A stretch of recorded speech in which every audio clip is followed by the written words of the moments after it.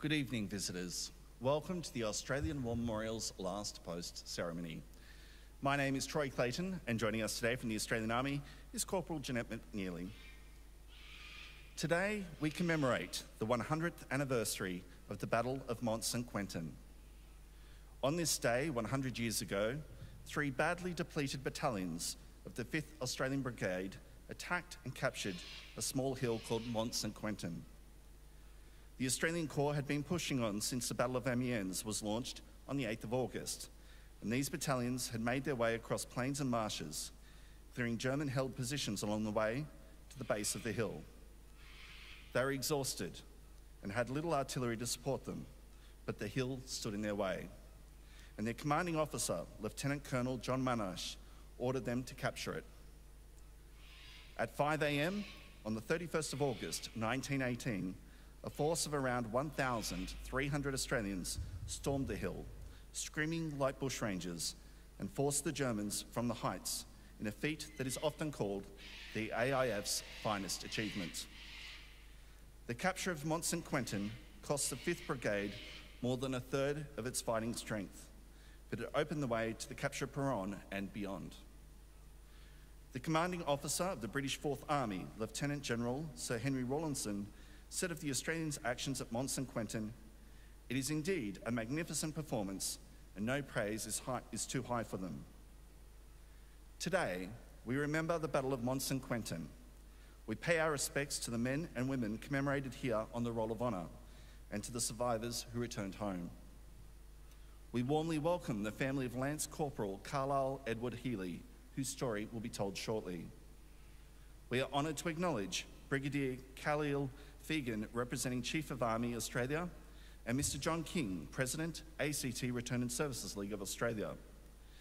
We would also like to extend a special welcome to Major General Michael Jeffrey, former Governor-General of Australia. We welcome the veterans who have served, those that are still serving, and the families that support them. We also acknowledge the members of the RSL and Services Club Association, RSL Victoria, and RSL Queensland, who are watching the ceremony broadcast across Australia. During the ceremony, wreaths will be laid at the base of the Pool of Reflection by family and visitors to the memorial. Australia's Federation Guard is the tri-service ceremonial unit of the Australian Defence Force. They provide a ceremonial presence at civil and military events and during visits to Australia by foreign dignitaries. The Guard will now dismount the catapult party from the tomb of the unknown Australian soldier.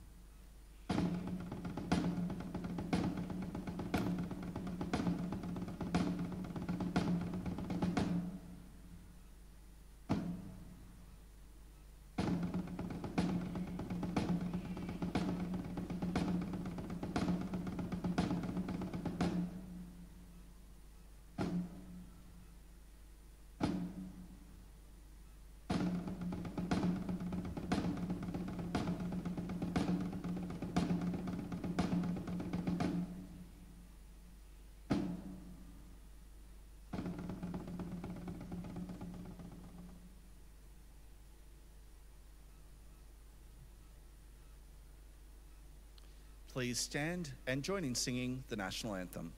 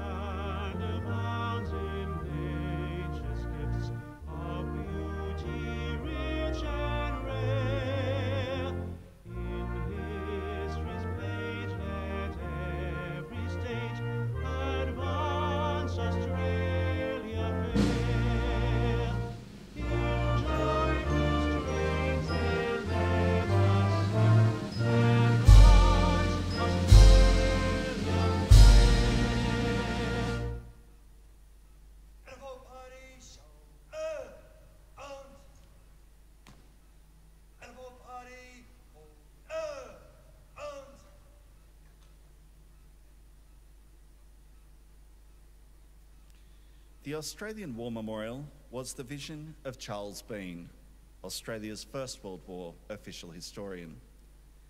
Bean landed with the Australian troops on Gallipoli and stayed with them at the front through to the end of the war. The idea of this national memorial and museum came to him at Pozières, France, in the depths of the bloody fighting of 1916. Bean's idea was that this would be a place where families and friends could mourn their loved ones buried in faraway places. It would also be a place that could help all Australians understand what these men and women had endured and what they had done for us. Bean's vision, to which we remain true, is best expressed as inscribed in the entrance to the memorial's galleries.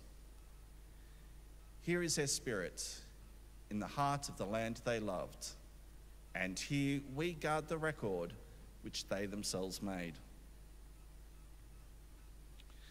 Tonight, we'll read the story behind just one of those on the Roll of Honour, which lists the names of more than 102,000 men and women who have given their lives for us in war and operations for more than a century. But first we present a lament, Flowers of the Forest. Wreaths or floral tributes will now be laid at the base of the Pool of Reflection.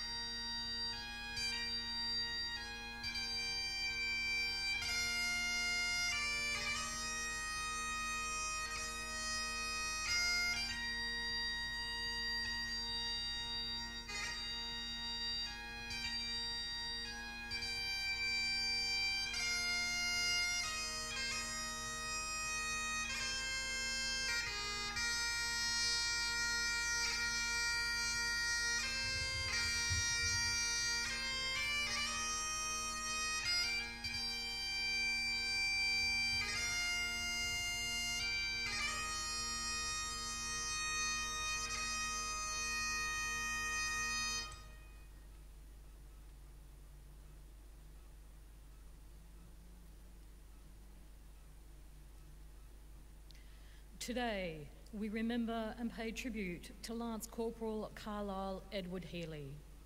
Carlyle Edward Hely was born in Sydney in 1887, the eldest son of Edward and Rosanna Hely. His grandfather had run away with the circus as a young man, and they settled in Wagga Wagga. And Carlyle's family continues connections to the country town. His father served as a policeman in Sydney for a number of years, later working for the Hely Railway Works. Carlyle spent at least part of his childhood in Wagga and was educated at the Christian Brothers School there. He went on to work as a packer and had served for several years with the Citizens Militia. Carlyle Hely enlisted for active service as soon as it was possible to do so, after the declaration of war in August 1914.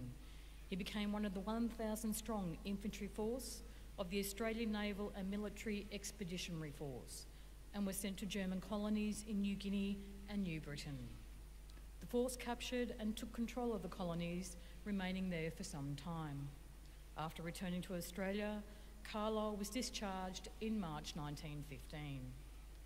Keen to continue to do his bit, Hely immediately enlisted in the Australian Imperial Force after receiving his discharge from the Naval and Military Expeditionary Force. For unknown reasons, he remained in Australia for a little over 12 months, finally leaving for active service overseas with reinforcements to the 17th Battalion in August 1916. He was first sent to Egypt, where the AIF was finishing a process of expansion and training. From there, quickly moved on to England. Hely joined his battalion on the Western Front in August 1916, shortly after it had been involved in fierce fighting around the French village of Pozières. The 17th Battalion spent the bitterly cold winter of 1916 and 1917 rotating in and out of the front line on the Somme. As winter closed in, Hely began having problems with his feet, and by late November had to be evacuated to England, suffering from trench foot. He remained there for the winter, returning to his battalion in June 1917.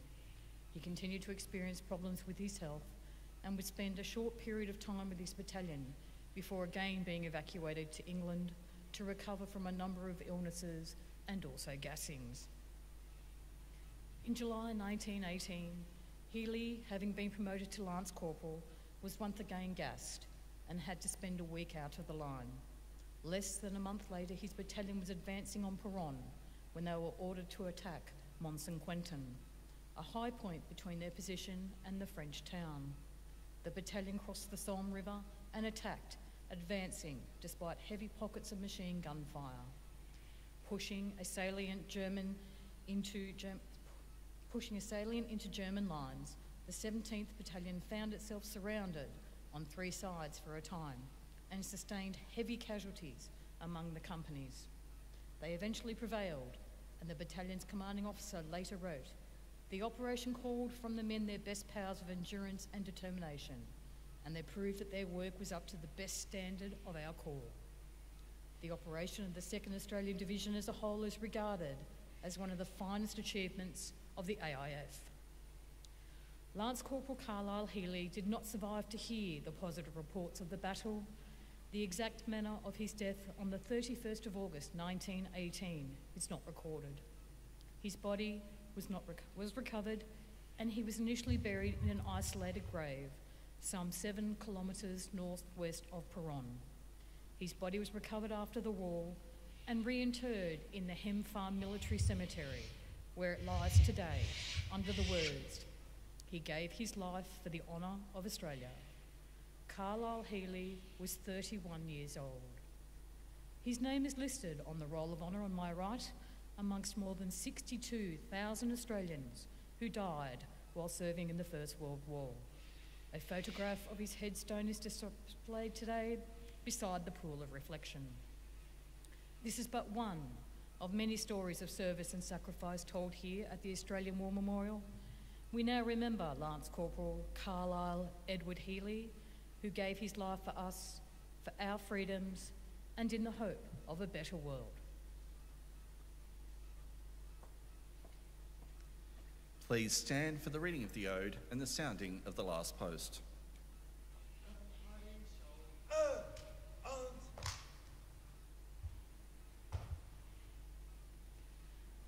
They shall grow not old, as we that are left grow old. Age shall not weary them, nor the years condemn. At the going down of the sun, and in the morning, we will remember them. Animal party, please, and on!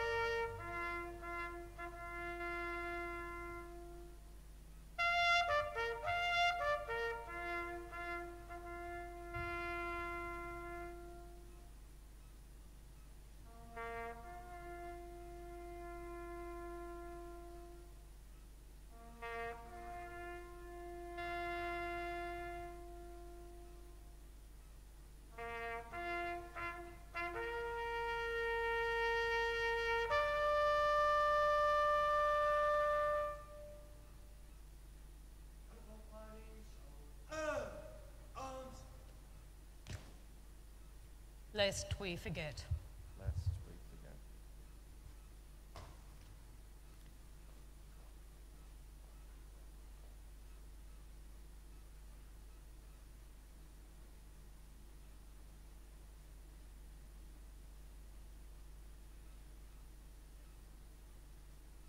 Animal party, birds, turn!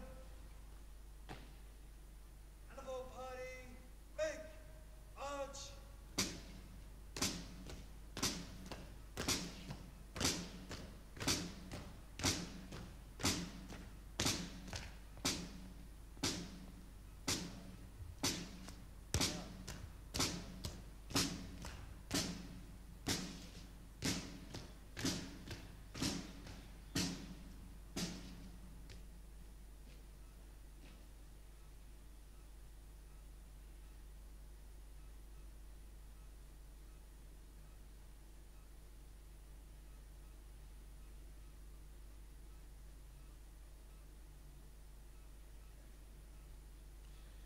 We leave you this evening with the words of the memorial's founder, Charles Bean.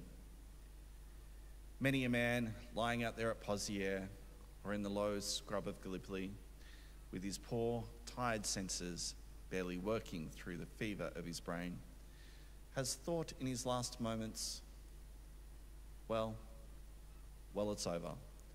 But in Australia, they will be proud of this. Ladies and gentlemen, that concludes the last post ceremony. We'd like to thank you for visiting the Australian War Memorial and wish you all a very good evening. Thank you.